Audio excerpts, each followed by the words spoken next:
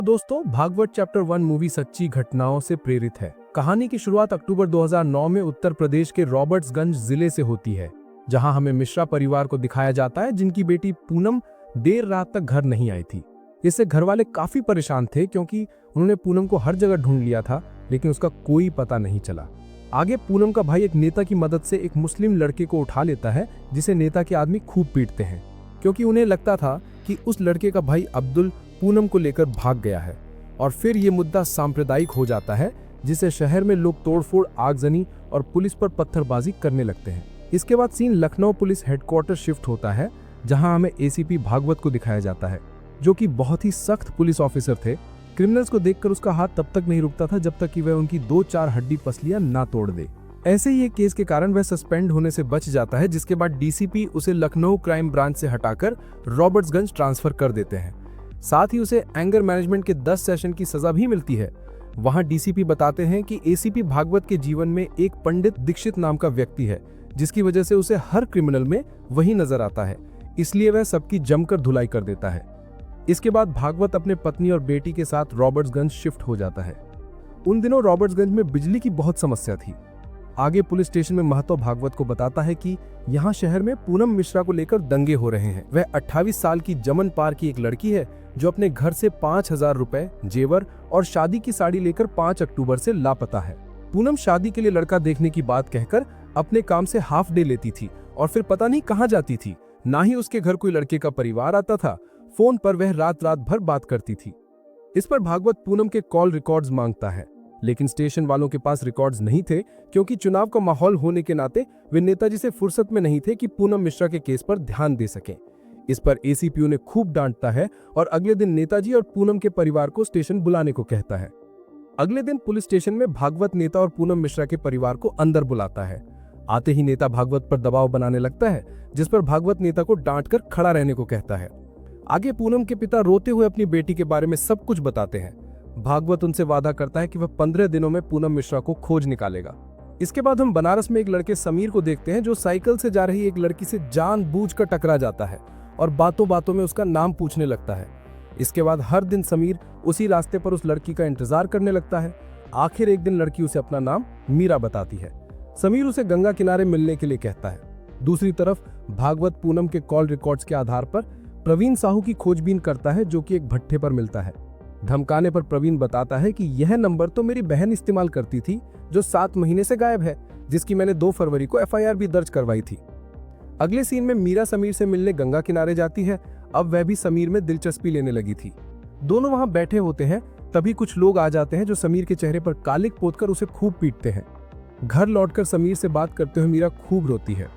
दूसरी तरफ महतो कौशल्या के कॉल डिटेल्स के आधार पर 2 संदिग्धों के नाम निकालता है, संध्या लोहिया और संतोष पुजारी।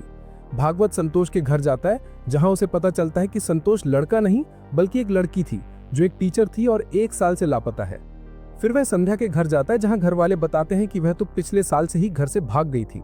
अब भागवत को कुछ समझ नहीं आता। भागवत छानबीन करता है। फिर उसे निशा, मालती, पूजा जैसी कई लड़कियों के बारे में पता चलता है, जो रोज की तरह घर से काम पर निकली और फिर कभी वापस नहीं लौटी। भागवत इन लड़कियों के बीच का कनेक्शन ढूंढने में लग जाता है। इस दौरान महतो भागवत को बताता है कि ऐसी ही एक घटना कन्नौज जिले के शिकरी गांव में हुई थी, जहां की 14-15 साल की 8-10 लड़कियां एक साथ गायब हो गई थी। बहुत ढूंढने पर भी उनका कुछ पता नहीं चला। दशहरे के दिन लगी आग के कारण एक झोपड़ी के अंदर से 3 लड़कियों के कपड़े मिले। लोगों ने कहा कि एक आदमी था, जो तंत्र विद्या के आधार पर लड़कियों की बलि देकर अपनी मर्दानगी वापस लाने की कोशिश कर रहा था, या शायद उन्हें बेच रहा था। भागवत बताता है कि इसके पीछे कोई तंत्र मंत्र नहीं था, बल्कि पंडित दीक्षित नाम का आदमी था। आज तक उन लड़कियों में से कोई भी नहीं मिली। उन 8 बच्चियों में मेरी बहन मोना भी थी। आगे भागवत को संध्या के घर से कविता शास्त्री नाम की फोटोग्राफर का नंबर मिलता है। इसके बाद भागवत कविता और उन गुमशुदा लड़कियों को तलाशने के लिए मंडुवाडी ही के रेड लाइट एरिया में छापा मारता है, लेकिन उन लड़कियों का कोई पता नहीं चलता। दूसरी तरफ मीरा समीर से मिलने जाती है, जहां समीर उसे भागकर शादी करने की रिक्वेस्ट करता है। मीरा इसके लिए तैयार हो जाती है। इधर भागवत को कविता मिल जाती है, जिसे वो उठा लेता है। उसके कॉल डिटेल से उन्हें सूरज जायसवाल नाम के लड़के का पता चलता है, जो कविता के पास कुछ फोटो डेवलप कराने आया था, लेकिन कभी फोटो लेने नहीं आया। उन्हें 2 मोबाइल के IMEI नंबर भी मिलते हैं, लेकिन दोनों बंद थे। दशहरे के दिन भागवत को लगता है कि अब कोई सबूत नहीं बचा। तभी एक मोबाइल ऑन होता है और पुलिस वाले उसे ट्रेस कर लेते हैं। दूसरी तरफ समीर मीरा के साथ भागकर देवलोक लॉज में रुकता है। वहां समीर मीरा के साथ संबंध बनाता है। उसी समय पुलिस को वह मोबाइल वाला इंसान मिल जाता है जो बताता है कि वह फोन मेरे दोस्त का है, जिसके फोन से मालती और चंदा नाम की लड़कियों से बात हुई थी। भागवत उस दोस्त से पूछताछ करता है जो बताता है कि यह फोन मुझे एक आदमी से लड़ाई के दौरान मिला था, क्योंकि उसने मेरी गाड़ी में अपनी स्कूटर भिड़ा दी जिस पर नेताजी की फोटो भी थी। तब भागवत को कविता के स्टूडियो से मिली हुई फोटो की याद आती है, जिसमें एक फोटो में वही स्कूटर था जिस पर नेताजी की फोटो लगी थी। मैं तो उस स्कूटर की डिटेल निकालता है जो राजकुमार सरतिया नाम का था। उन्हें स्कूटर के ओनर का फोटो भी मिल जाता है, जिसे देखकर कविता कंफर्म कर देती है कि यही वो सूरज है जो मेरी दुकान पर आया था।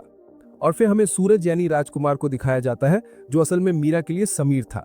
उसकी शादी भी हो चुकी थी और एक बेटी भी थी। वह घर आकर अपनी पत्नी सुमित्रा को एक चेन गिफ्ट करता है, जिस पर सुमित्रा खुश हो जाती है। दूसरी तरफ महतो भागवत को बताता है कि राजकुमार एक टीचर है जिसकी 2 शादियां हुई हैं। पहली पत्नी रीवा में रहती है, जबकि दूसरी भदोही में, जो सुमित्रा है।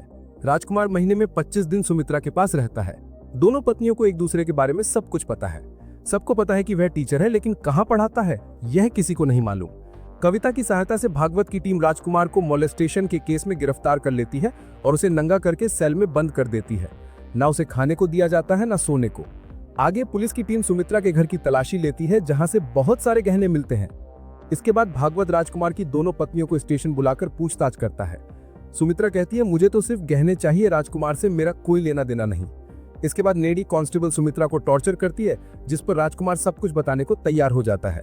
वह कहता है कि पूनम की शादी नहीं हो रही थी, तो मैंने उसे शादी का झांसा देकर फंसा लिया और शादी करने के लिए भगा ले गया। हम एक लॉज में ठहरे, जहां हमारे बीच बहुत कुछ हुआ। अगले दिन मैंने उसे अपने गुरुजी से मिलाने का बहाना किया और बस पकड़ने के लिए क्रांतिपुर बस अड्डे ले गया। वहां मैंने उसे कहा कि मुझे डर लग रहा है कि कहीं तुम प्रेग्नेंट ना हो जाओ। इस पर वह भी डरने लगी। तब मैंने उसे एक औषधि दी और कहा कि इसे जाकर वॉशरूम में ले लो, इससे थोड़ा दर्द होगा, लेकिन डरना मत, पूरी दवाई खा लेना। और फिर वह वॉशरूम जाकर दवाई ले लेती है, लेकिन वापस नहीं आती, क्योंकि वह दवाई असल में साइनाइड की गोली थी, जिससे किसी की भी जान जा सकती है। इसके बाद मैं उसके गहने लेकर अपनी पत्नी सुमित्रा के पास लौट आया। ऐसा ही मैंने बहुत सी लड़कियों के साथ किया है। यह सुनकर भागवत का दिमाग खराब हो जाता है। आगे क्रांतिपुर बस अड्डे पर छानबीन करने पर उन्हें पता चलता है कि 5 अक्टूबर 2009 को बस अड्डे के वॉशरूम से एक डेड बॉडी मिली थी, जिसकी पहचान न होने के कारण उसका अंतिम संस्कार कर दिया गया। ये सब बातें सुनकर भागवत दुखी हो जाता है और पूनम के पिता से सारी बातें बताकर माफी मांगता है, क्योंकि उसने पूनम को वापस लाने का वादा किया था, जिसे वो पूरा नहीं कर पाया। आगे राजकुमार बताता है कि उसने मीरा को भी साइनाइड देकर मार दिया है और वह भागवत को चैलेंज करता है कि मैं 1 महीने में आपकी कैद से आजाद हो जाऊंगा। फिर भागवत उसे कोर्ट में पेश करता है, जहां राजकुमार अपना केस खुद ही लड़ता है।